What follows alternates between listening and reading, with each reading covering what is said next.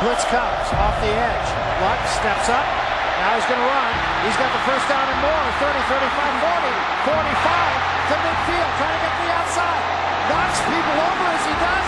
Now he's got some blockers all the way down to the 21-yard line and out of bounds. And that's not the first time they ever run this thing. Step up. 25.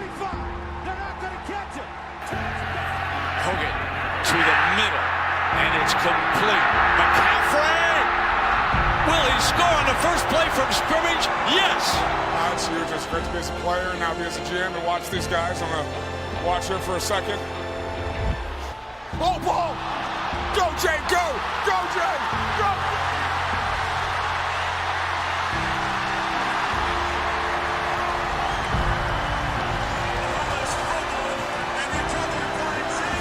Stanford is a place that's world-class on every level. And now everyone from the president and provost, to the faculty, to the AD and GM, to our incredible fans and alum, have tasked us to bring Stanford football back to a world-class operation.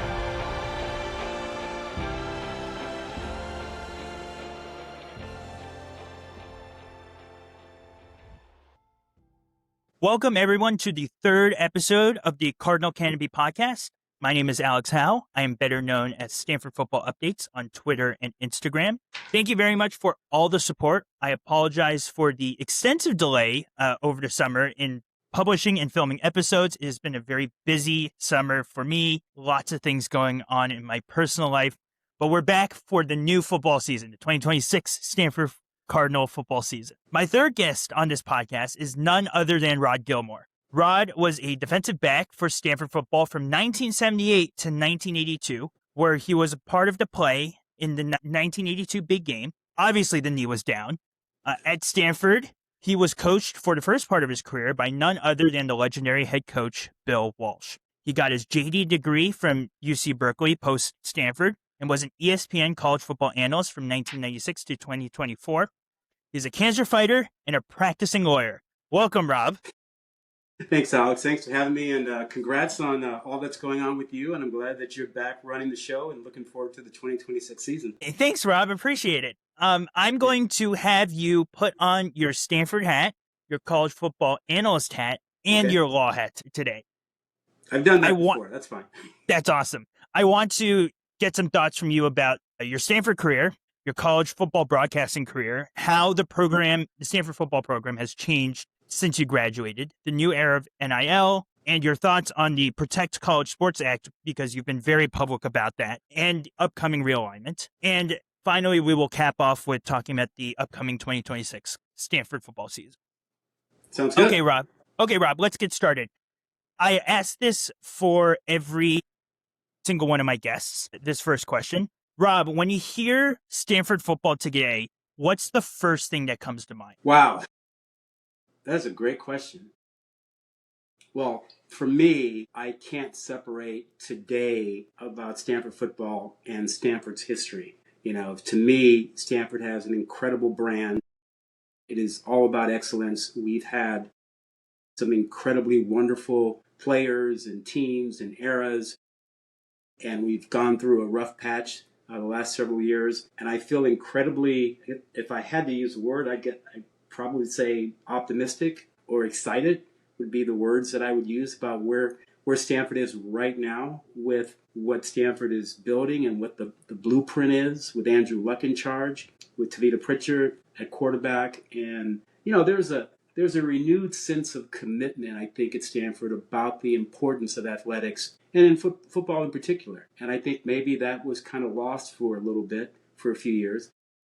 And while the entire college athletic landscape was shifting around us and around Stanford got swallowed up in it and couldn't find its way out. Now I believe there is a path forward, and I'm excited about the blueprint. I'm excited about Andrew Luck being in charge, and I'm looking forward to the 2026 season and what's to come after that. That's awesome.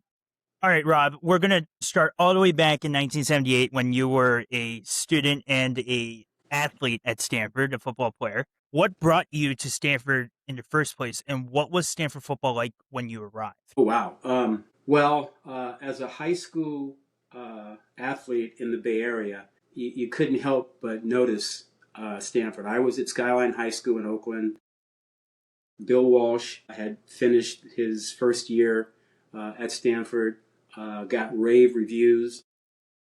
They had a quarterback named Guy Benjamin who was setting college records on fire, and Darren Nelson was an outstanding freshman running back. James Lofton was a first-round pick wide receiver, and the entire offense was new to football, not just college football, but to professional football as well. The whole system, the West Coast offense that Bill Walsh was running, was all quite attractive. I was fortunate enough to have done well in high school with football and with baseball, and was recruited for both sports. And you know, when you meet Mark Marcus, who was running the baseball program with his enthusiasm, and you know, Bill Walsh and George Seifert. George Seifert was my position coach. You know, they come recruit you. It's kind of hard to say no to those guys. And I didn't know all that Stanford was as a high school senior, but adults and people around me would say when they heard that I was being recruited by Stanford, oh, this is a no-brainer. This is obviously where you have to go. You have to, you know, forget about all the other places. And I was happy and fortunate to wind up at Stanford. And, you know, I think about the great coaches that I had the privilege of being around and playing for, you know, Bill Walsh, George Seifert, Denny Green, Ray Hanley, all whom were great NFL coaches as well. I was fortunate as a redshirt freshman to learn Bill Walsh's West Coast offense. As a redshirt freshman on the scout team, I was not playing that year, so I was up against the first team offense every day. And I learned the precision which he had with his offense, that the quarterback's drop back had to match the receiver's route, that the ball had to come out at a certain time, that the receiver had to attack a certain. I started learning all these things that I didn't even know existed before. And so I sort of became a student of it that way and learned the game and became much more focused on the details about it.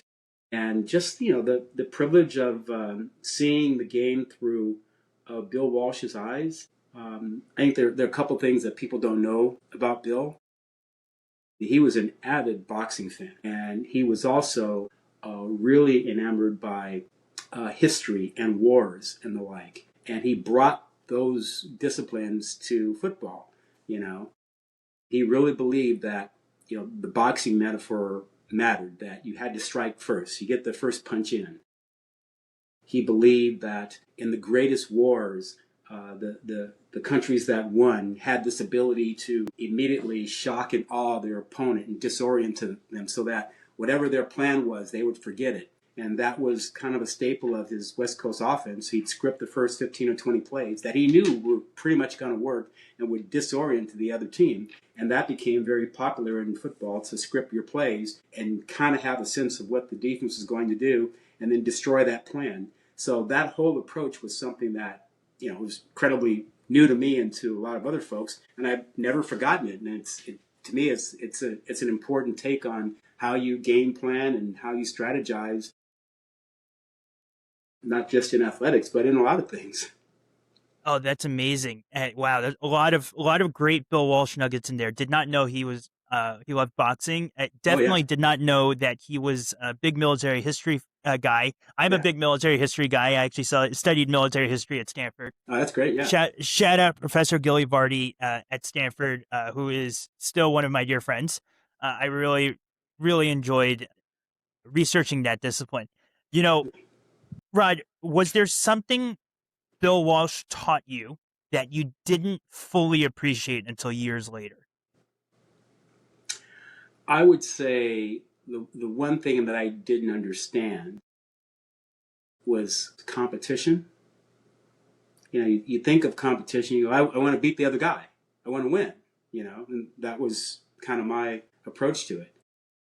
And Bill sort of taught me, and everyone who was on the team, if you know, you paid attention to it, was that really what you're doing is you're competing with yourself to be not just the best version of yourself, but to set a standard for yourself and to meet that standard consistently. You know, And so that whenever you stepped on the practice field, whenever you had a game, you performed at that level. And that sort of carried over to, the classroom and everything else. Like you don't take days off. You show up and you perform at the level that you've established for yourself. And, if someone else on a particular play or particular game or particular day performs at their level and it's higher than yours, well, that's it. That's fine. That's, you don't win that day. That's okay. But the sin would be to lose when you are not performing at your level. You are below your level. You're not giving yourself the best chance. You're not competing with yourself. How good can you be?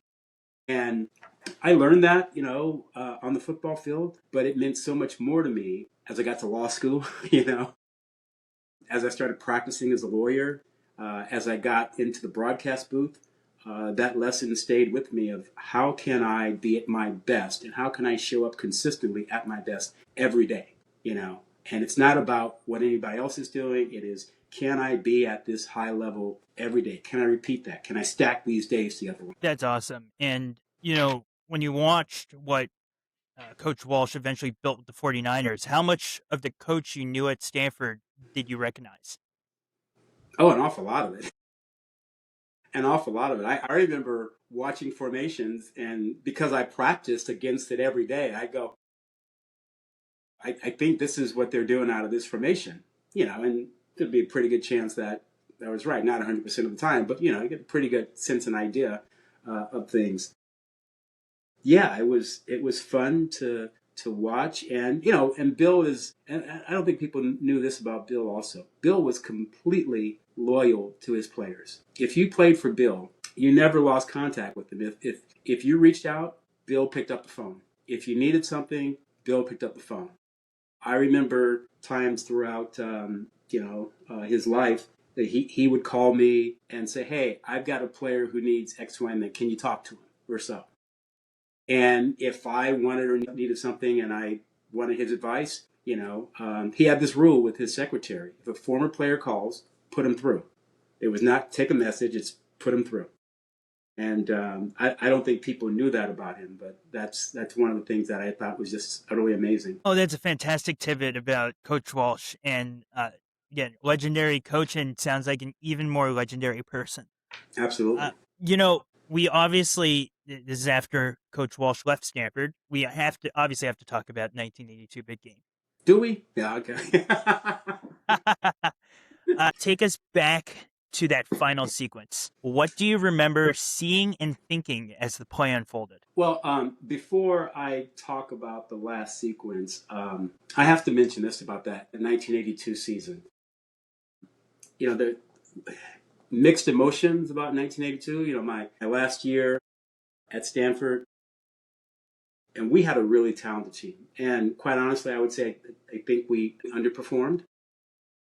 We had the best quarterback in the country in John Elway. We had two phenomenal running backs in Vincent White, V-Dub, and Mike Dotterer. Emil Harry, great receiver. All those guys played professional football. Garen Veras was a dominant defensive lineman. We had an awful lot. We go to Ohio State. We beat them on the road. We beat number 1 Washington at home. Unfortunately, we had some of the same issues that you'll see from time to time at Stanford. We had a rash of injuries, and we dropped some games, Arizona State, Arizona, and UCLA, that we should not have. We went into that big game with a bowl game on the line, and we also felt like a win would keep John in the running for the Heisman Trophy. And so those were the two things that we thought about going into it. Obviously, beating Cal and getting the axe, but we felt like we had a lot riding on that game. I think defensively we played well that game. There was one incredible catch a guy made in the corner of the end zone, diving out of bounds, touchdown catch over me. I felt like I had him covered, but give him credit, phenomenal catch. Then there was a phantom touchdown call for Marette Ford falling on top of the ball when Kevin Baird had him covered, and the official called the touchdown. He never caught the ball, he just fell on it. So, we felt like we weren't getting a lot of respect from the officials that day. But, that happens from time to time. That last sequence, I know that we felt down, I guess it was 1917, and Cal had the ball. We wanted to get the ball back. We knew if we got John the ball back, we'd win the game. And we managed to get a stop and get the ball back. And standing on the sideline on a 4th down and forever with the ball inside our own 10-yard line, I don't know why, but I did not doubt that we would pick it up. And for those who have never seen or heard a John Elway pass, we heard that thing. He threw a missile, and he threw a missile through the arms of 2 or 3 Cal defenders to Emil Harry, and Emil had no chance but to catch the ball. It would have knocked him over. And a banana peel for a moment. If you've heard stories about the Elway cross, they are all true. You know, the point of a football comes together to make a cross. And we learned this John's freshman year in practice. If you caught that ball with your body, he threw it so hard that the ball would leave an X on you. And I'll tell you this, also the first week of practice when John was a freshman, two incredible things happened. One, I think he was the number 4 or 5 quarterback on the depth chart. After, I believe it was like the 3rd day when we were in pads, and John became the number 2 quarterback, and Babe Laufenberg, who was in my class and was also an NFL quarterback, he transferred, and Grayson Rogers, who was the number 3 quarterback, he transferred, because they realized that for the next 4 years, John was going to be the guy. And so we didn't have any real backup quarterbacks after that. But getting back to that series, so John makes that throw. I know we're in good shape then. Mike Darter makes a great run. Tolliver makes a great catch. We had no doubt that, Herman would kick the field goal. 4 seconds left. You're feeling game is over. And look, we were all close to the playing field on the sideline, watching the kickoff and the like. And there is no way replay today would have allowed that play to continue. Dwight Garner was clearly down. And as a matter of fact, from my perspective, there was a referee, and you can go back and look at the tape. You'll see there's a referee who comes in who starts to do that, and then he runs away when they just decided they were never going to stop. And so the refs got out of the way and they kept going. And Dwight Garner, rest in peace, is an old friend from high school. And over the years, when I would question him about it, he would just laugh. He would just laugh, So anyway, look, I suppose big picture, I would say we all understand that play and its place in history and what it means for college football and what it means to the rivalry. But for the 100 and so guys on that team and the coaches, trainers, physician, administrators, for everybody associated with Stanford, that was a pretty horrible day, the way that ended. Because, we lost out on a bowl game. We lost the Axe. We lost the Heisman for John conclusively. And for some of us, like myself, it was our last college game. It was John's last college game, too. And that hit hard, So that's what I remember. Give me another 10, 15 years, and then maybe I'll be over it then. I don't think, even now, we're still not over it. Actually, you've talked a lot about understanding its place in college football history. I actually had a similar question. How do you feel about the fact that that bizarre play has become such a permanent part of college football history? I don't care. Look, I guess I've been through almost every imaginable situation with it. I was surprised on the 20th anniversary of that play, sitting in the ESPN studio and having my colleagues punk me, showing it when they had me set up to do something else. And then every 10 years after that, it came up while either I'm broadcasting a game for ESPN or I'm in the studio and it shows up. So, I've been involved with it publicly for a long time. I understand why people are interested in it. I understand how crazy it is and how bizarre it is. And it's fine. It plays to the wackiness of sports, the wackiness of college football, and the intensity of rivalries and the weird things that can happen. And that's fine. I get it. But, it certainly isn't on my top 10 list of greatest plays of all time. And it won't be on any Stanford fans' top 10 list of greatest plays of all time. I can tell you that. I certainly hope not. Switching gears, Rod, you spent 3 decades at ESPN. You saw the entire sport from the broadcast booth. You joined ESPN ABC in 1996. What changed the most about college football during your time covering it? Oh, wow. Well, we can talk about on the field or off the field. On the field, I think there were a couple of dramatic changes that kind of started in college football and moved on to the NFL. One is there became more of a proliferation of pass-first kind of offenses, higher scoring because of that, the advent of the hurry-up, no-huddle offense. There used to be a rhythm to a game, and it worked perfect for television. You have a play, you have a huddle, there's a respite, you can show a highlight, you can sort of, lay out the framework of what's likely, the strategy to happen going forward, and then you have them line up, you have another play. There was this rhythm that went on forever with college and pro football. And then the no huddle disrupted all that. And it became, well, fans, you can't look down, you can't grab it, you got to pay attention. It's just like a basketball game. And from a broadcasting perspective, it changed your whole approach to how you call the game, because you couldn't necessarily run replays. You couldn't necessarily do strategy analysis in between plays because there was another play coming. So you had to adjust and figure out how do you broadcast in this new era and the like. So I think those two on-the-field changes were huge, and they're still impactful today. I think, without a doubt, off the field, the single biggest change was the elimination of amateurism, and I would cite it with the Ed O'Bannon case that I believe began in 2009 or so, right around there. And we can get into that a little bit later, but I think that off the field change changed everything about college athletics. And it wouldn't be the first time I said it. The NCAA and the power conferences mishandled all of that. And that's why we are where we are today. And it's also why we haven't recovered from it yet today.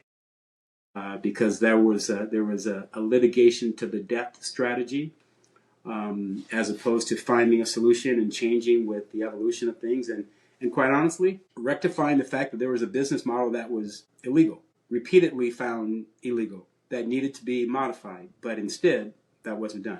So I think that's the off the field change, and if you want to boil it down to one thing, it would be loss of amateurism, and the fight to keep amateurism, despite the fact that it was clearly not. If you want to be more of a cynic about it, you could say it was based on greed and hubris.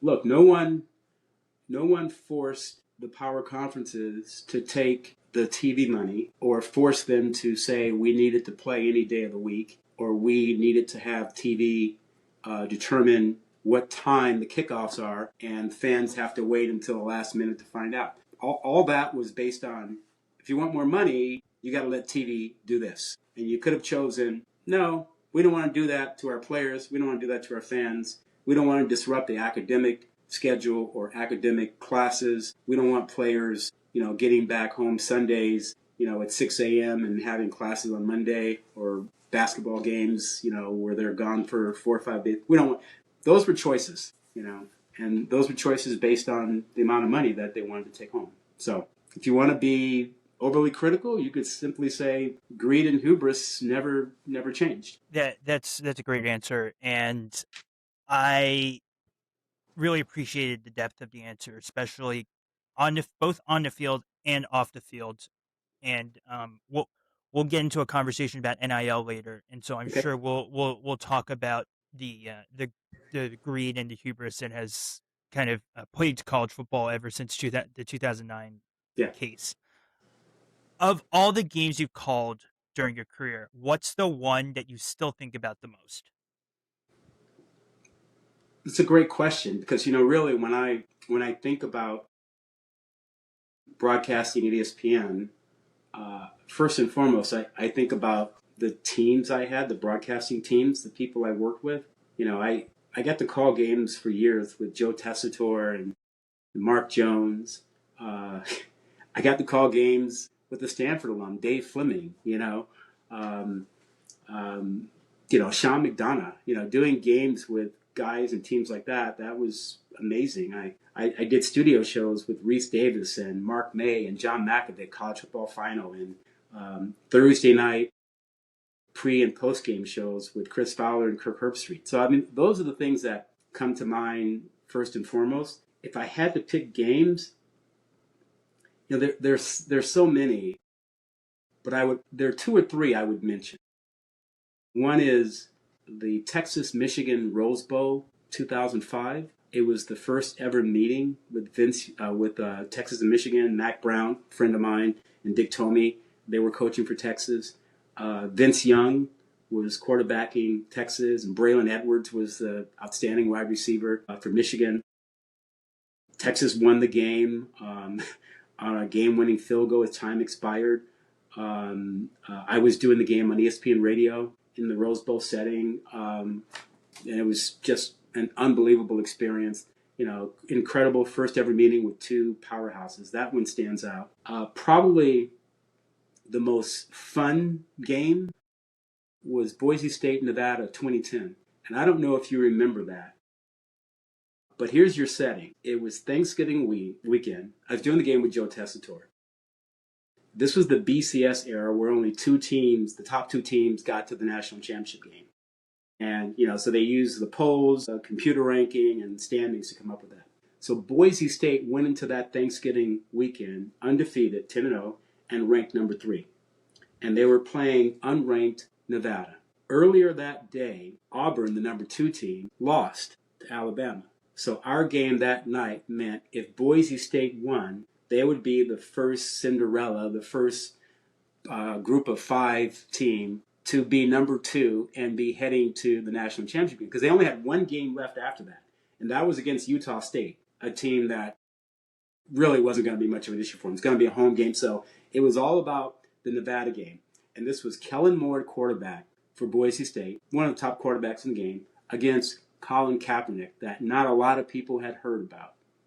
And Boise State jumped out, dominated the first half, I think 24-7 or 26-7, something like that. So it seemed like the game was over. Nevada comes back. Kaepernick throws a touchdown pass with 15, 20 seconds left in the game to tie it at 31-31. Game over, right? No. Boise State comes down the field. They have a game-winning field goal. As time is running out, they miss it. Now, remember what's riding on this game and the amount of pressure that Boise State had to be feeling. We go to overtime. Boise State gets in position again for a field goal. You win. You're basically playing in the national championship game. They miss another field goal. Nevada comes down, unranked, underdog, and they knock off undefeated Boise State. And we've never been that close to having a group of 5 play in the national championship game since then. And so that's the one that was the most fun, that stands out. The game that was most surreal for me was Oregon-Stanford 2021 at Stanford Stadium. Stanford comes back. Oh, you were? Yeah. Oh, I was awesome. there. I was on the field for that game. Oh, that's great. Well, so the thing that was so surreal for me is I called that game with Dave Fleming. So, what are the odds of having a tremendous upset at your alma mater, calling your alma mater's game with a fellow Stanford alum, and it's the game of the weekend. So that one was the most surreal. So I know you asked for one, but I just gave you 3. That's great. And one last thing on that 2021 game, one of my coworkers was from the summer internship was an Oregon fan, and so he was there at the game, and so I met up with them in halftime and said hello, and I was like, "Yeah, you guys are gonna pull away in the second half. It was fun while it lasted, that type of thing." And You had the last laugh. Yeah, the first thing I thought of when Anthony Brown threw the ball straight to Gabe Reed's chest was, oh my God, my coworker is going to lose it. Yeah. Now remember, the other thing that happened in that game was Oregon committed like 3 dumb penalties in a row late game to give Stanford a chance to get back in it. And it was just Kayvon Thibodeau. Yeah, exactly. Just unbelievable meltdown by Oregon. Oh yeah, and their season never fully recovered after that. That's right. It was not. There are great college football teams that they have a loss like that, and maybe it knocks them out of the college football playoff, but they still have a very, very good season after that. Oregon never was the same after that, and that was crazy. And yeah, you're absolutely right. I feel bad for Anthony Brown. It changed the course of his professional career as well, because we were all talking about Anthony Brown as potentially a pretty high pick in the NFL draft, and his draft stock just completely tanked after that Stanford game. And so it was just, again, craziness. I remember, we had the X card on the field, and we had kids jumping on it. It was rocking. We thought the thing was going to come over, and the first thing we're thinking of when an upset like that happens is, oh my God, we have to protect everything on the field because we are our stadium ops. And so I think we lost a couple things that day, and Stanford was not particularly pleased. But I think that the upset was well worth it until unfortunately the season unraveled right after that. But it was, God, talk about, one of the last signature David Shaw wins. It was that game. Yeah, so, that was an amazing day. That's crazy. Okay. Back on track, who was the best player you ever saw from the broadcast booth? Oh, geez.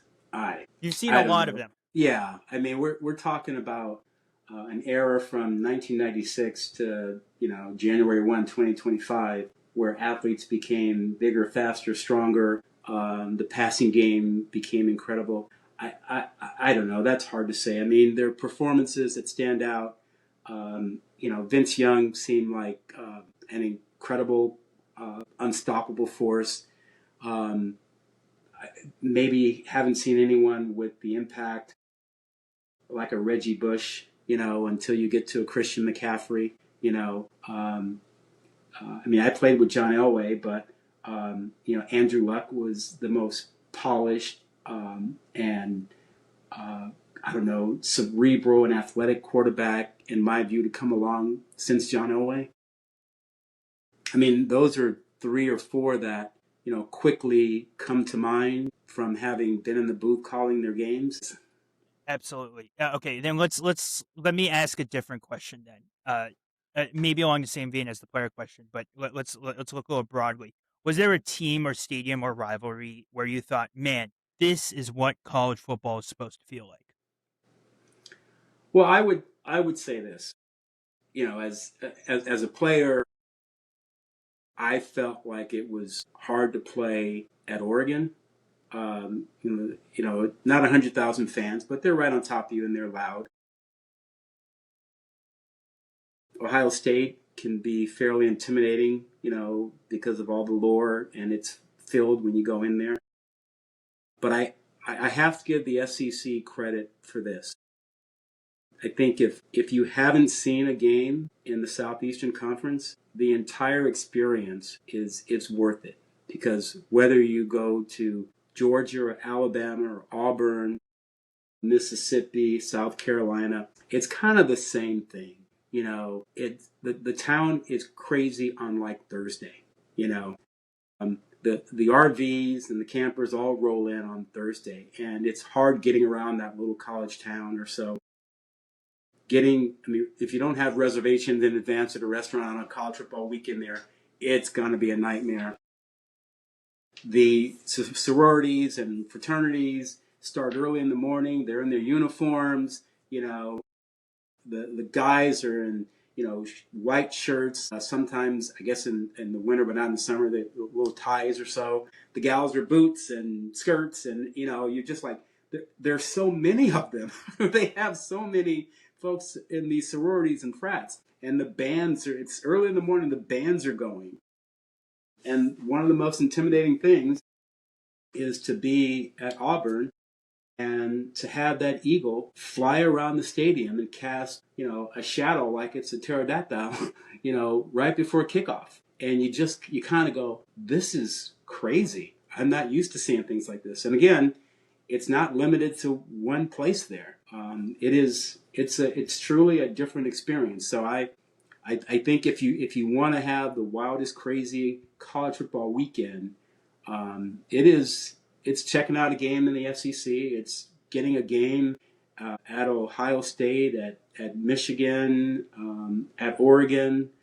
I'm sure I'm missing one or two here, but I can't say that I have a top one or top two out of that. But just if you're looking for that kind of experience, and I think every college football fan should have it, get to a couple of different stadiums. Definitely a bucket list for me to go to an SEC game at some point. I have a friend down in Georgia and planning on going down to Stanford at some point to go watch a Georgia SEC game.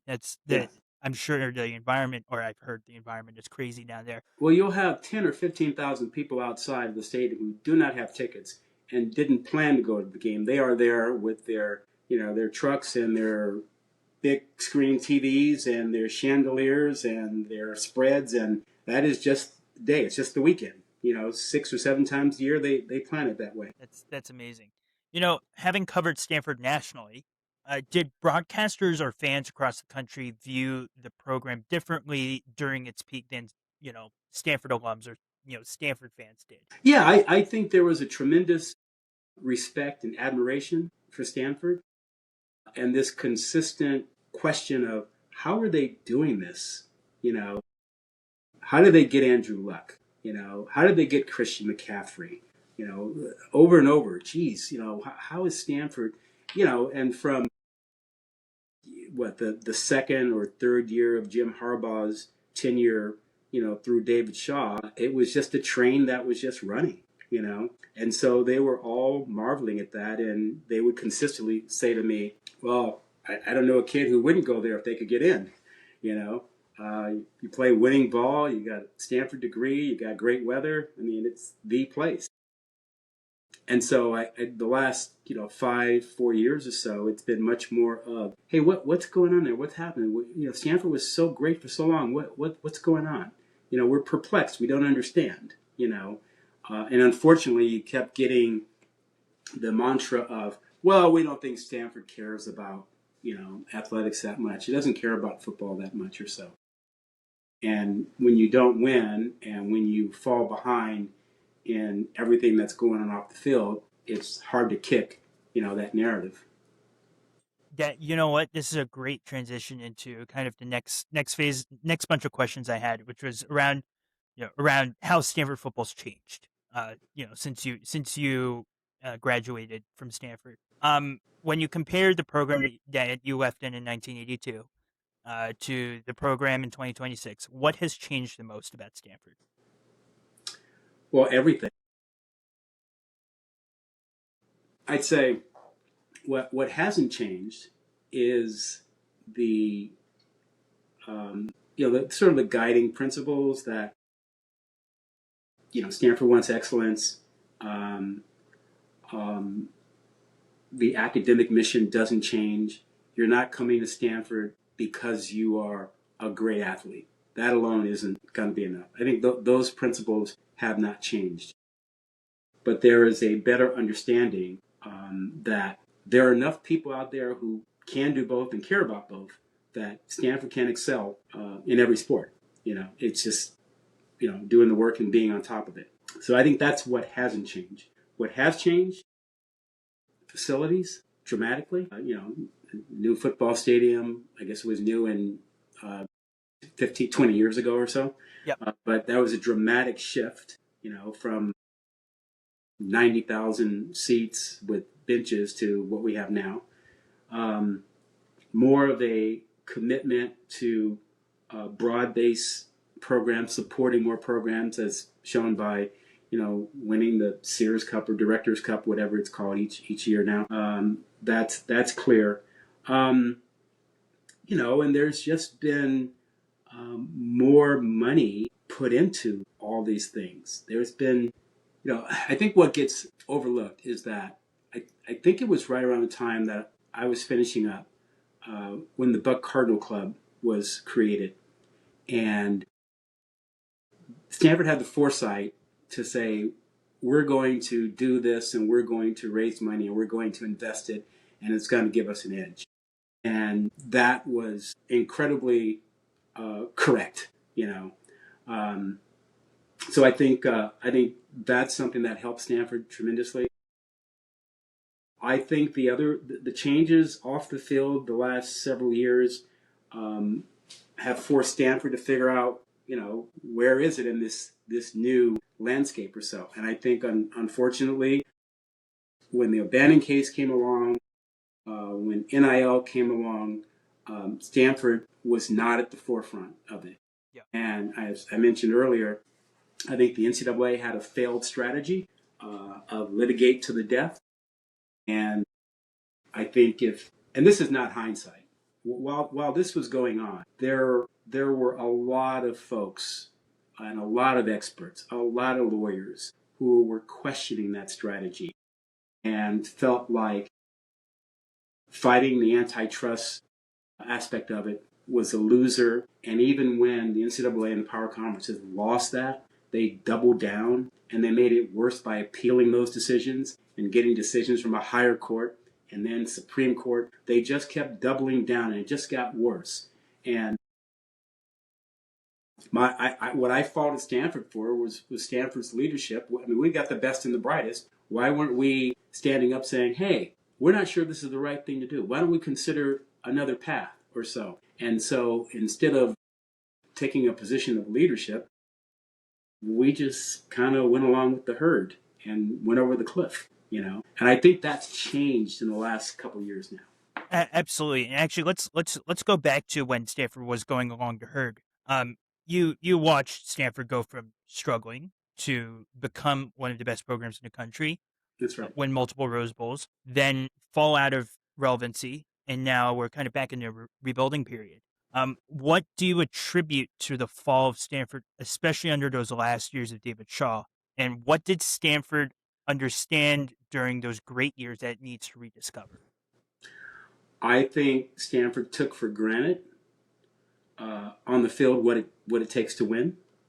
And I think the importance of football, and part of this isn't, Stanford has never, ever said, let's lower standards to get athletes in school. That has never happened, and it won't happen. So that's not the issue.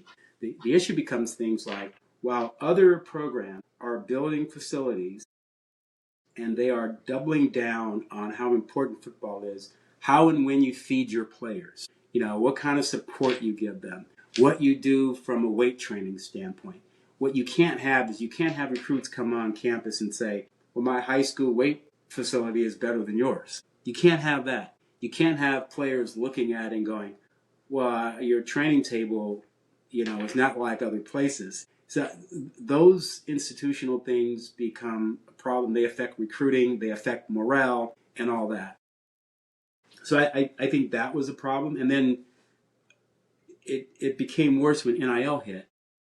And Stanford's view was, we are sticking with the amateurism model, and we will not participate in that. We won't pay any money. We won't be involved with it. And as that grew and grew and grew, the divide became greater, and you could start to see it chip away when we would lose players who had their degree and still had 1 or 2 years of eligibility left. And at that point, they're like, I've got my Stanford degree. I've played here 3 years. I'm going to go somewhere else, have a different experience, and I'm going to get paid too. I've got my Stanford degree. No big deal. So that was the canary in the coal mine. And then it got worse. It became players leaving without their degree. Then it became players leaving after 1 year, because they got better off. So you could see that cascaded, and Stanford never really addressed it and changed course until recently, change in leadership, Andrew being involved, and all that. So now we have the right approach, the right attitude, the right mix, the right resources. to keep that from happening as often. But you're punching up to try to get that squared away, and we didn't do it when we should have, and it put us behind everybody else. Absolutely. That's great. Can Stanford? I think the answer is going to be yes from you. But I'd love to hear you elaborate on this. Can Stanford? Before you ask me that, there's one other thing I want to mention, and this doesn't get. Well, maybe it gets talked about. Obviously it was awful that Stanford, but the Pac-12 fell apart. But what gets overlooked is that was a complete and utter failure, and that was greed and hubris, on the part of those in charge, and kind of negligence on the part of presidents, commissioners, athletic directors who did not pay attention and did not understand the reality of what was going on and what the marketplace was saying to them. And greed and hubris led them to go down a path of trying to get more money that wasn't out there and didn't have options. And then you couldn't count on all the programs in the conference of looking out for the best interest of the program of the conference, but their own instead. And they went and looked out for themselves. You're older and therefore you are much wiser than me when it comes to expressing yourselves on social media. But I think I said something I have a tweet out there. It says something along the lines of Larry Scott and George Kliavkoff have a special place in hell in my heart, or something along the lines of that. And so, yes, look, the Pac-12 breaking up is a tragedy, and the gross negligence of President Mark Tessier-Levine and Provost Persis Terrell. This breaks my heart too, because I was close to President Tessier-Levine and Provost Terrell, and it breaks my heart to criticize them because they were my president provost while I was there. But this is what happens when you have a true academic university, especially one that has one of the top athletic programs in the country. Is this type of gross negligence will happen. And so it was such a tragedy that the Pac-12 broke up. And I think there's a lot of Stanford fans who are worried that it's going to happen again, that we're going to be left at the wayside again if we don't turn this around really quickly. And so we'll get to that, but it's those were my thoughts. Those are my thoughts. I witnessed it firsthand. It was brutal. You're not wrong. Yeah, and I unfortunately I'm more harsher than you when it comes to this stuff. I've been pretty harsh on them, and part of it is I know for a fact that the Pac-12 and the presidents and the commissioners, they were advised about the playing field in the marketplace, but they ignored and dismissed all that and felt that somehow they knew better. And they went down a path. They literally were driving towards a cliff. And as much as we tried to tell them, hey, there's a cliff, you're going to drive over it, and you don't have the leverage that you think. Look, and I'll be perfectly honest with you. I chatted with people and conveyed to them the information I knew from ESPN and what ESPN's approach was, and it was ignored and dismissed.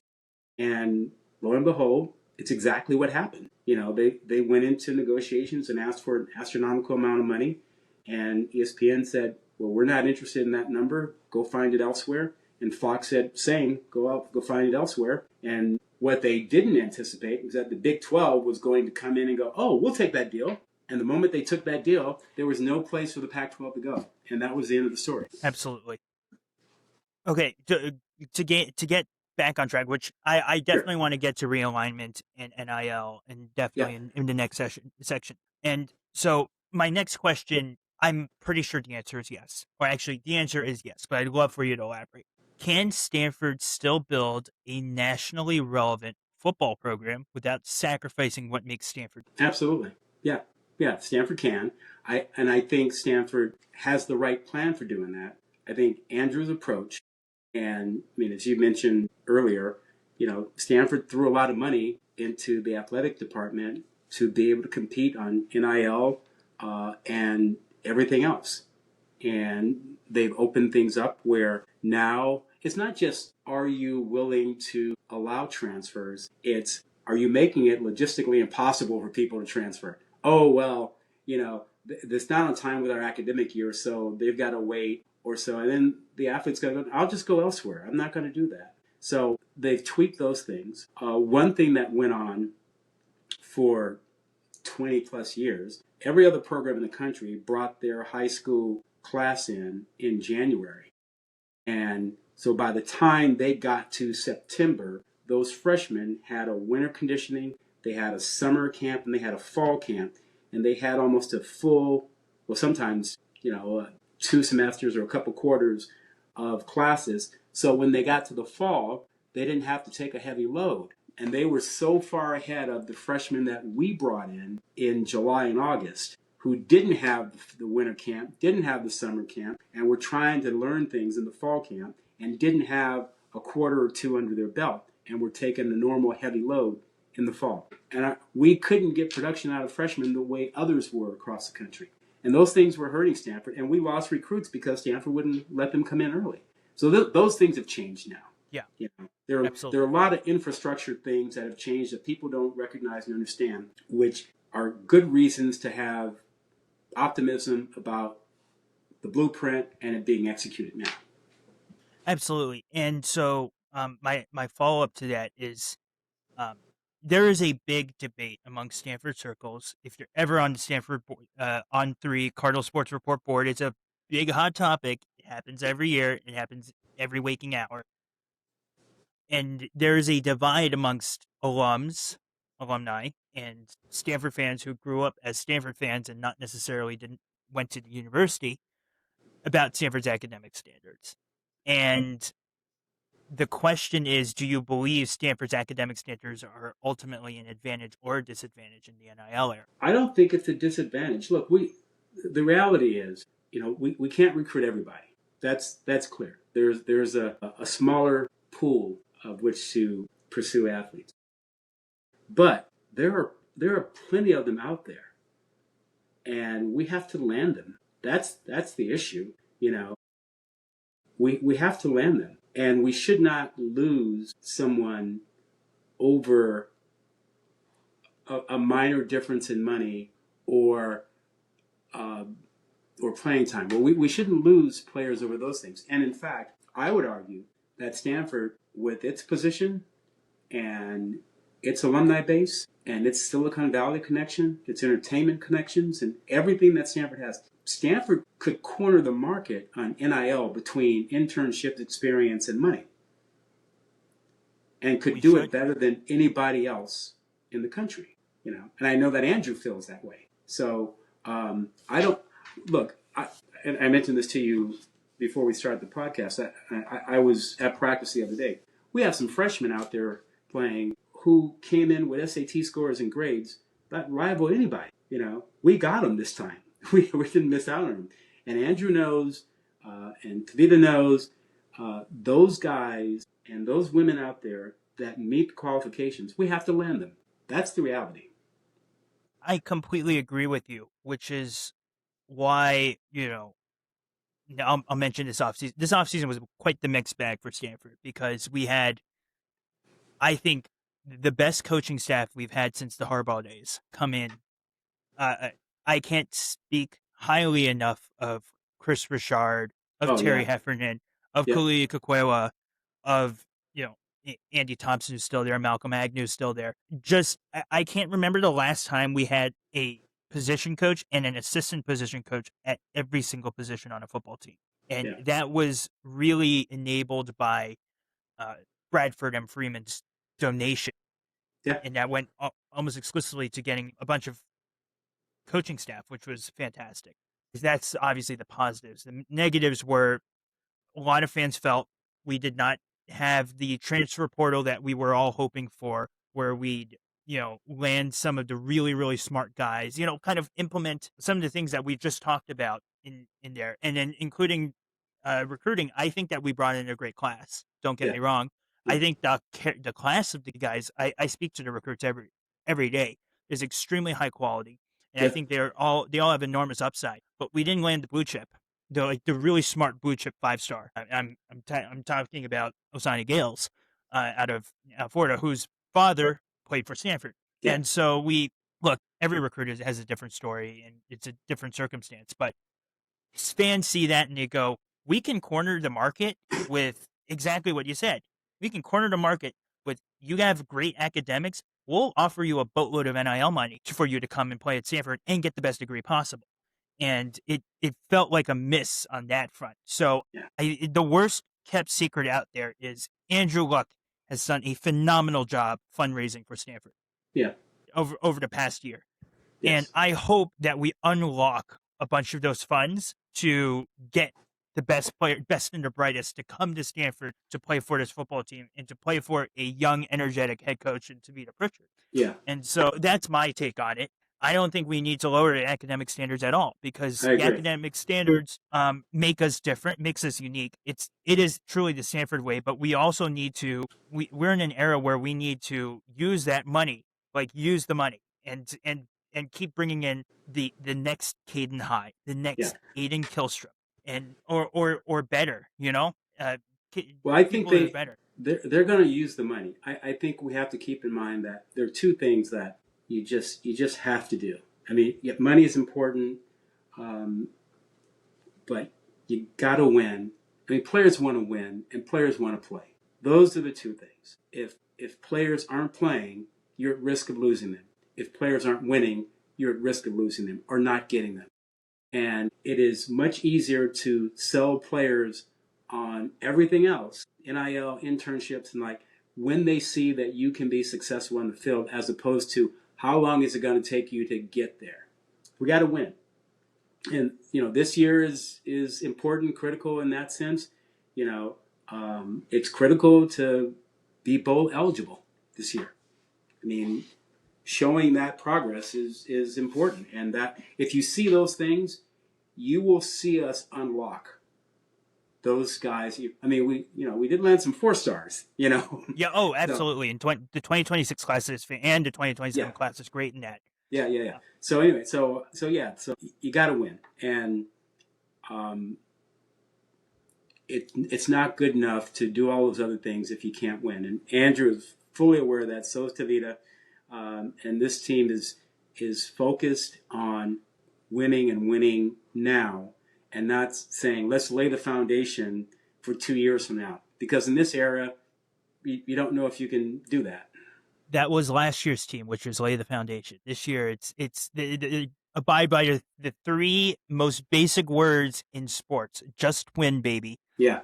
So last year we needed the foundation to build the culture and get things going in the right direction, and Frank Reich did a great job with that.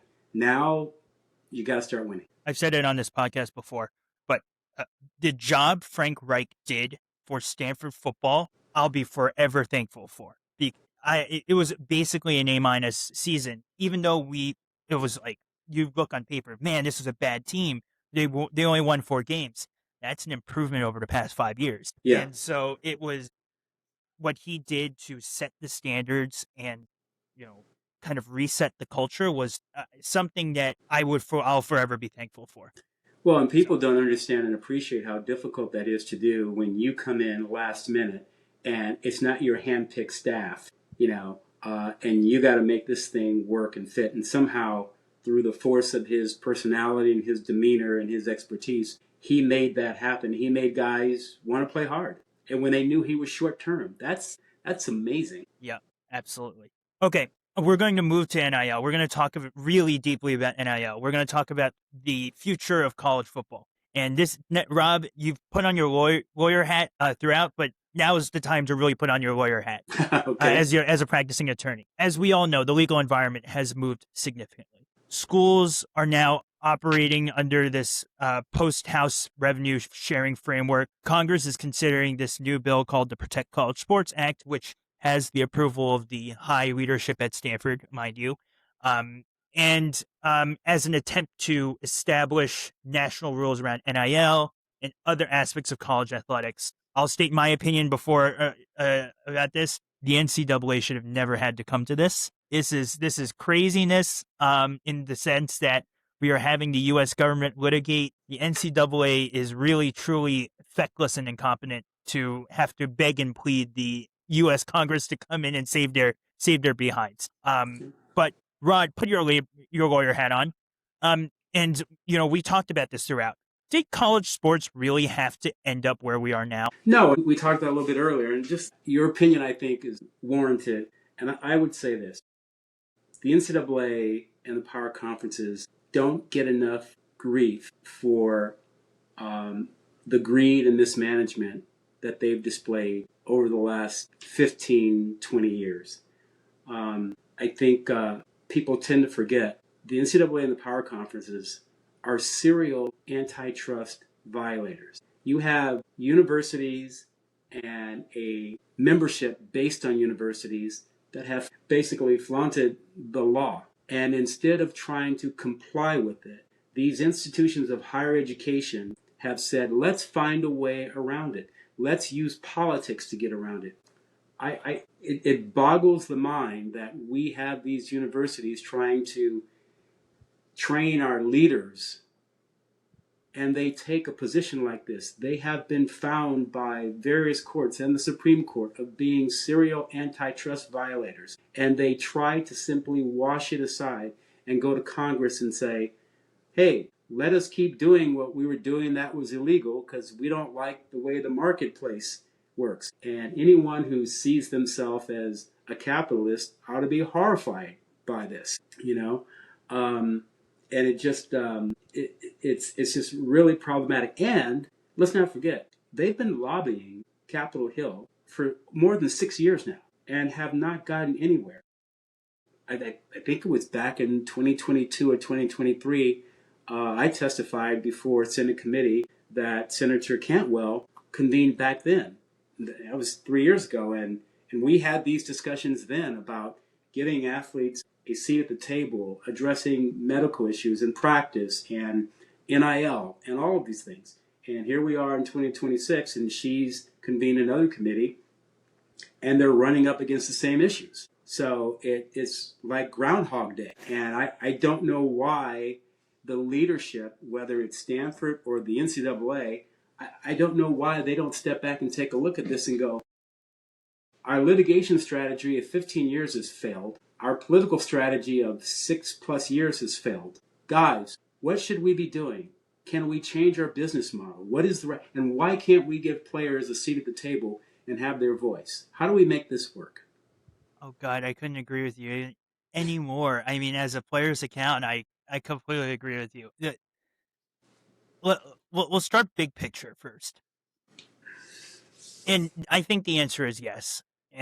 But do you think NIL and revenue sharing have ultimately made college football fairer for the athletes, or have we simply created a different set of problems? Well, yes, and I think both are true.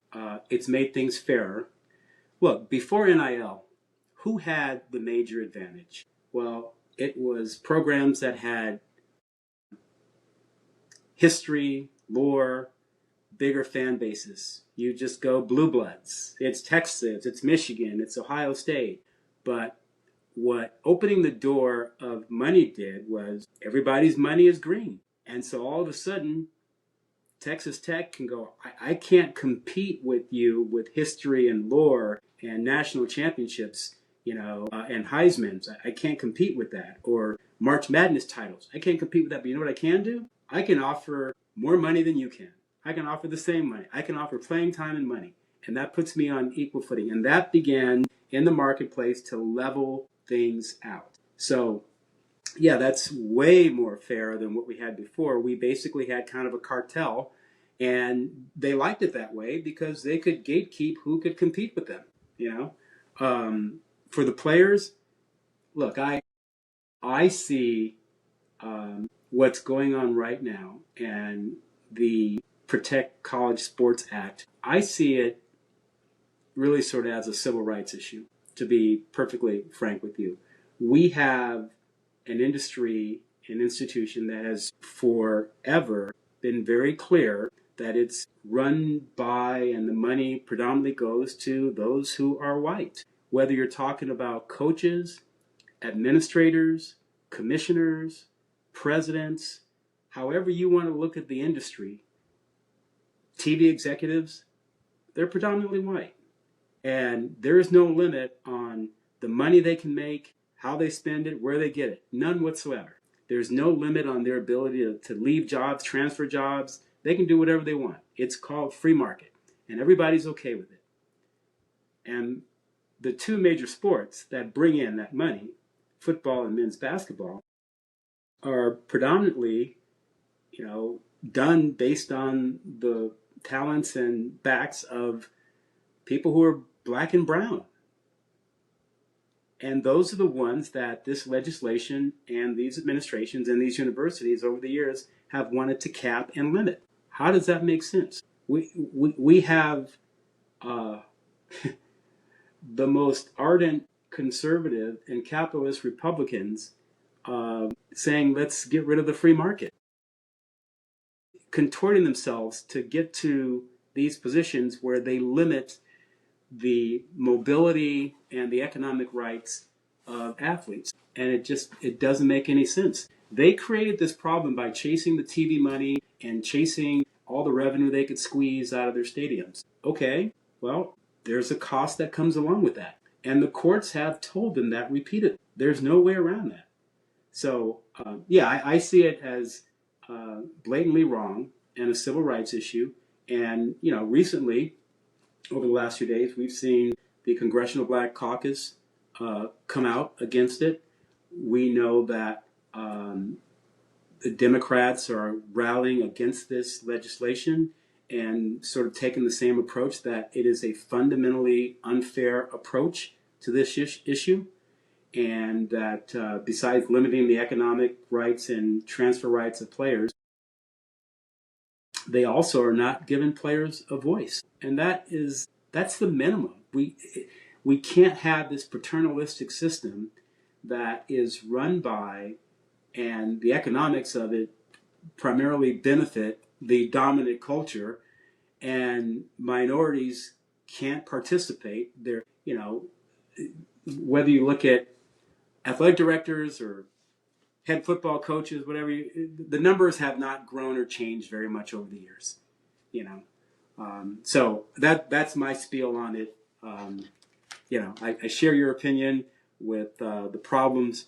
and I'm troubled by the way universities and the NCAA have approached this problem. I'll say this for our viewers, because not many people know this, but I actually worked in government politics at one point in my life. Actually worked in a congressional office before. And when the Congressional Black Caucus opposes it, everyone in the caucus opposes it, and you need a certain number of votes to get it on the House floor. This bill, as it stands, will never see the House floor. So even if it passes the Senate, unless there are major revisions done to the bill, it will never see the House floor. Agreed. And so, to me, when I see the Congressional Black Caucus oppose it, when I see Senator Booker quietly work behind the scenes to oppose it, Chris Murphy, and hell, even some Republicans as well, try to amend the College Sports Act to either A, further their own school's interests, or B, because it's just fundamentally free market capitalism wrong. That has happened. This bill is pretty dead in the water. And so, unless significant revisions are made. Now, Rod, is there any part of the Protect College Sports Act that they actually got right? I mean, there's some things that started in the right direction, and I don't mean the limitations on transferring. I don't mean the caps, revenue caps on players, but the notion that they are starting to talk about how do we treat players better from a medical standpoint. How do we allow them to have second opinions? We extend insurance coverage, medical coverage beyond what's provided right now.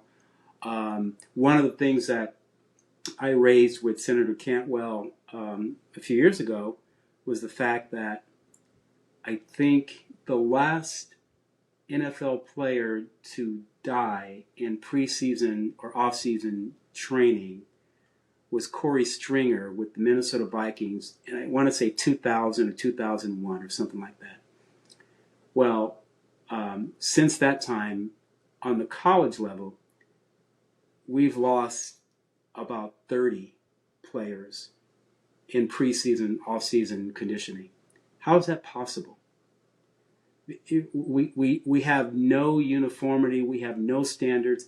And, you get these weird training things that happen. The situation over at Cal where you have players tied to a rope running up a hill so that if you lag behind, you are pulled, and they lost a player who had a problem. We've seen this all over the country, and that shouldn't happen. It should never happen. And if the NFL has found a way to make sure it doesn't lose any players in off-season conditioning, why can't college football? Absolutely. So those types of things in the bill are on the right path, but that's far outweighed by the other aspects of it. Absolutely. Okay. Shifting slightly. I'm talking about college football realignment, because we know that's coming in 2030. At the very least, is Stanford too valuable academically, athletically, and as a brand to be left out of whatever the top level of college football becomes? Well, no. I think we saw recently that we were left out previously when the Pac-12 fell apart. We were left out, and we were fighting hard to find a place to land, and we wound up in the ACC, but not on equal footing with everybody else on the ACC. We didn't get 100 cents on the dollar for TV money. We took substantially less. Look, and the handwriting's on the wall that there's going to be more changes, and we saw one senator from Florida propose an amendment to the Protect College Sports Act that would allow schools to move to another conference and avoid the restriction in that act if they do it within 180 days after the act is passed. Well, that's a major sign that Florida State and Miami are still looking to get out of the ACC. And if you lose Florida State, Miami, and let's throw North Carolina in there, I mean, those are probably the three most attractive programs in the ACC to the television industry. If you take those out, then the ACC becomes essentially a group of five conference. Yeah. And if you are Stanford and Cal, you don't want that to happen. No. And I've always said the thing that makes the most sense in this current environment for Stanford and Cal and, for the Big Ten is for the Big Ten to have a West Coast division with the old guys in it, Oregon, Washington, USC, UCLA, Stanford, and Cal. That helps with travel. It cuts down on costs. But the TV folks in the Big Ten look at it and they go, well, what would Stanford and Cal bring? What are they getting? Are they just, siphoning off our TV money, or they're going to help us grow the pie? So that's the dilemma out there. And that's the question is, okay, if you were a betting man, and let me state for the record, we are not for betting here, college sports betting here, but this is a proverbial if you were a betting man. Yeah. Where does Stanford and Cal, or just Stanford, end up in future conference realignment, and why? Because in my opinion, I think that the Big Ten is a great destination for Stanford. Yeah. And we've heard a lot of rumblings of it happening, but right now, because of the product on the football field, it's not there. We're not nowhere close. That's right. I think you have to show that you are invested in football, and I think Stanford is starting to do that now. And I think you have to win. And if you do those two things, I think you become more attractive to the Big Ten. I think you become more attractive to TV. And I think the other arguments start to make more sense. They become more make-weight arguments. Like, we want a premier brand name like Stanford involved. Oh, Stanford's high standards, and we want that involved. Oh, they're in the Bay Area. We want that involved. All those things make sense. But what you will get if you don't invest in football, the argument is going to be whether you're in the ACC and Florida State, Miami, North Carolina say it. It's like, we invest more than you. Why should you get the same rate of return? Yeah. We draw more of an audience. We carry this more than you. Why should you get that? And that becomes the problem. Why should we carry you along? But if Stanford's investing and Stanford's winning and TV is more interested. Look, and we've seen this. When Stanford was good, TV loved Stanford. You know, Bay Area area. And it opened up the other window on the West Coast for TV. When you have good West Coast football, then it becomes more compelling on a Friday or Saturday night. If you're not winning, whether it's Fox or ESPN, the calculation becomes, well, do we put on something that maybe nobody's interested, or do we pivot and start our NFL coverage earlier? And the answer is you pivot, because they know they can sell the NFL. And so they don't have to waste the cost on, from their perspective, West Coast college football that no one's going to watch at night. So invest in football, invest in men's basketball, invest in women's basketball, and win. And if you do that, then everything else about Stanford becomes more attractive, and you won't be left out. We're doing that with men's basketball. Yes. Kyle Smith has done a fantastic job and is attracting one-and-dones to Stanford. Who would have thought one-and-dones to Stanford? Yeah. Like, that's crazy. But we need to start doing that with football as well. So to wrap up the show, because thank you, we've been going for an hour and 20 already. My apologies. Edit as you please. No. We're not editing any of this. This is fantastic. Let's wrap it up by bringing it back to the 2026 Stanford football season. Yeah. Given the overall broader college landscape stakes here for this season and next season, what are you watching most closely with Stanford heading into the 2026 season? Well, let me say this. First of all, it's a rough schedule. You know, there's no getting around that. You know, you've got Miami and Notre Dame on the schedule. You've got long road trips: Duke, Wake Forest, Louisville, Virginia Tech. That is a challenge. That is very difficult. And I'm not a fan of all this travel, by the way. But what I'm looking for a couple of things. One, we need average to above average quarterback play. And I think we're going to have that. I feel good about the quarterback group. I feel particularly good about Davis Warren. I think he's instinctive. I think he's an accurate passer. I think he just gets situations. He understands situational football. So that is the first thing I'm looking for. Are we getting solid quarterback play?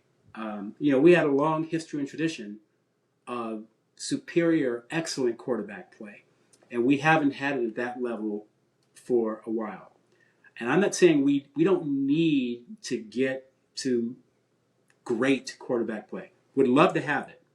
But given, I think, how good we'll be on defense, I think if we have average to above average quarterback play, Stanford's going to have a chance to do something. So I'm excited about that. Looking at the quarterback spot, looking at this defense, there's a lot of veteran players on this defense, and I can tell you, having been in this position, the more you play, the more you see, the more you understand.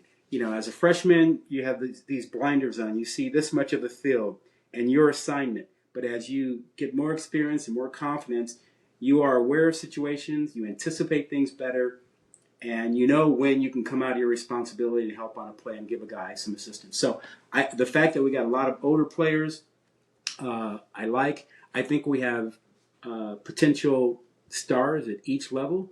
You think about Matt Rose at linebacker. I think Jalen Green in the secondary is an impactful safety. And then Zach Roel, defensive lineman. I think we've got a guy at each level.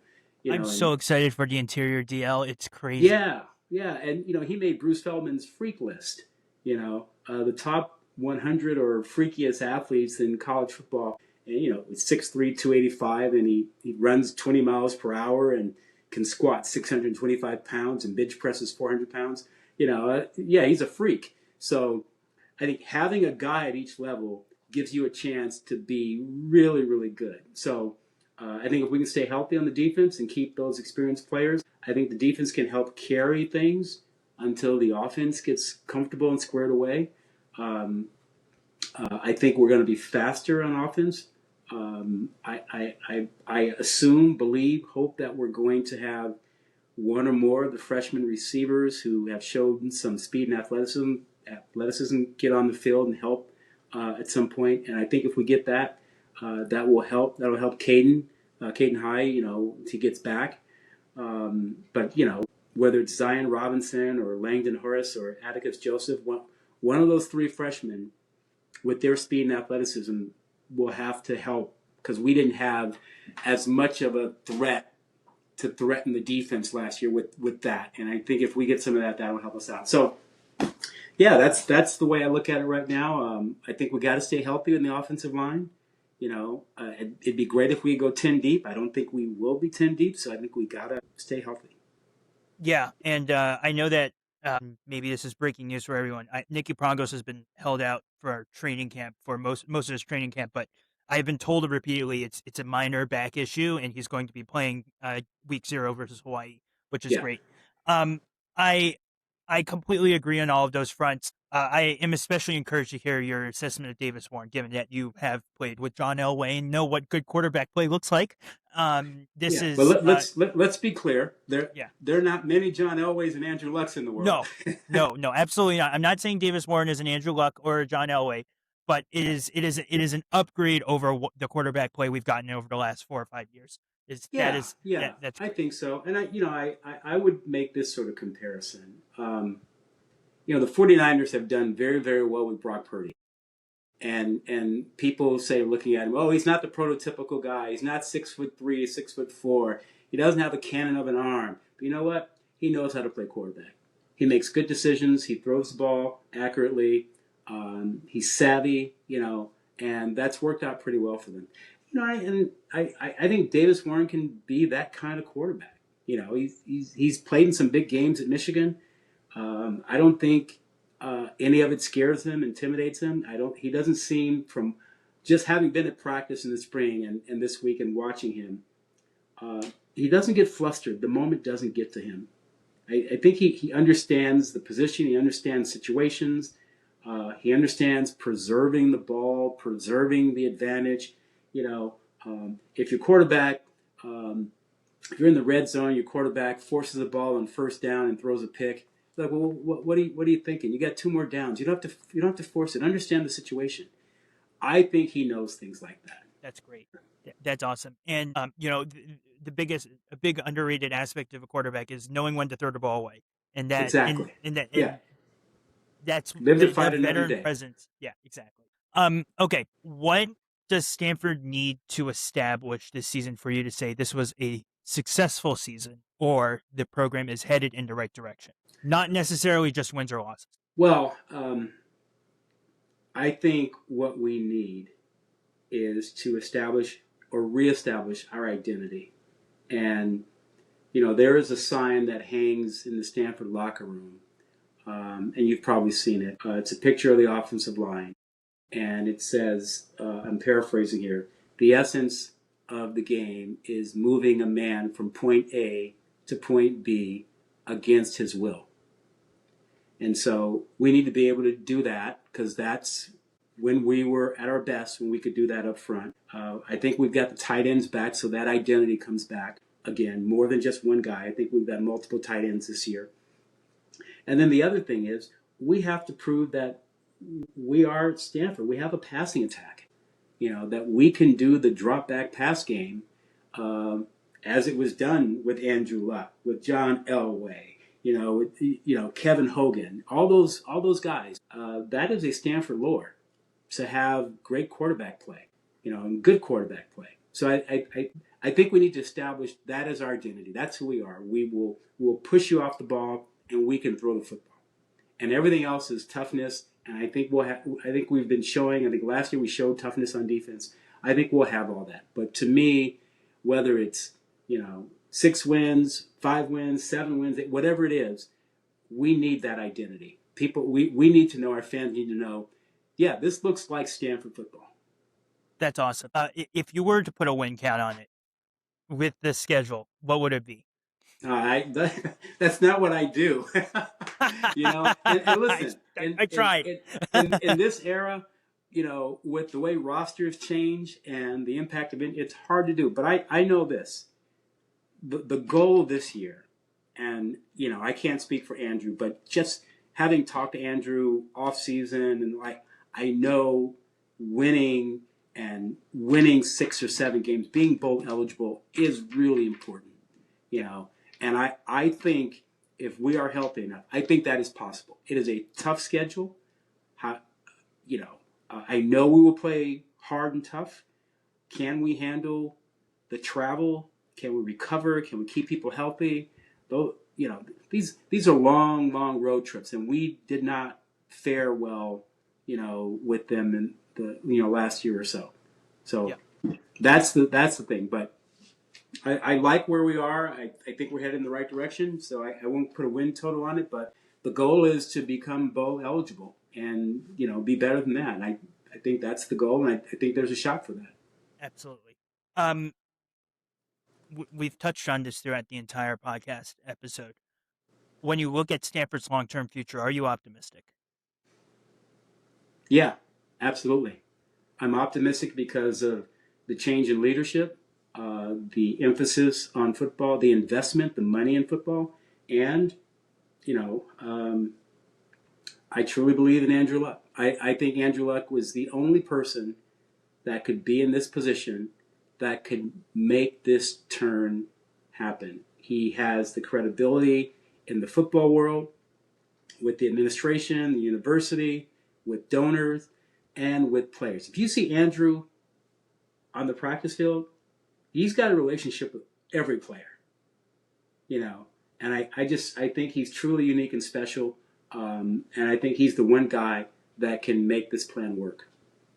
Andrew Luck lead us back to the promised land. It sounds fantastic. And honestly, always good to have luck. Exactly. And honestly, from my interactions with Andrew, he truly lights up a room. And the fact that we can have someone like that as a GM is so important.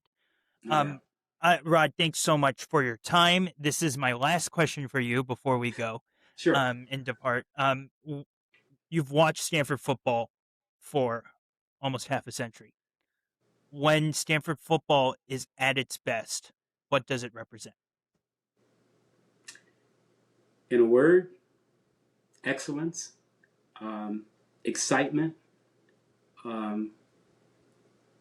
just relentless effort and consistency, and I think those are traits that carry on beyond the football field. And let me say there's also this joy about it, and this is the part of Stanford that I think gets underappreciated. Whether you are an athlete or not, no matter what you do around the university, there's a sense of joy about what you're doing, and it is. I want other people on campus to be successful. It doesn't come at my expense. And I think that kind of approach and that joy has always been kind of part of Stanford. And I would hate to see that change and be lost. I don't want us to be like some other place where, I'm not going to help you with your problem set because then you might get a good grade. I don't want that, and if you're starting ahead of me, I don't want to give you tips and help you because I don't want you. That's never been the approach at Stanford. And so I think that is part of the core and the lore of Stanford is how to be incredibly competitive and have that joy and to care about the people around you. That's awesome. That's a great way to end this episode. Rod, thank you very much for your time. Thank you very much, everyone, for taking time out of your busy day to listen. If you made it to the end, you're an absolute real one. Yeah, my apologies for the length of it, but Alex, it's been a joy to chat with you, and I'm so glad that you're running this account. Absolutely, and thank you, Rod, for the really kind words. Please leave a like if you like this podcast on Apple Podcasts, Spotify, Twitter, and YouTube. I'll be continuing with hopefully a couple more interviews as training camp wrapped up. Stay tuned for my Stanford football season preview. It's long awaited. I will be doing that. We'll be exploring some other Stanford sports for the fall season as well. I have hopefully an interview lined up with Jasmine Ike, the Mac Herman Award trophy winner from Stanford women's soccer, who is now a Denver Summit player. Look, I'd love to continue the conversation with all of you listeners. For those who are meeting me for the first time, my DMs are always open. You can find me at Stan F Ball Update on Twitter, Stanford Football Updates on Instagram, at Cardinal Canopy on Twitter, and the Cardinal Canopy Podcast on Instagram. Otherwise, thank you very much for listening, and let's go Stanford.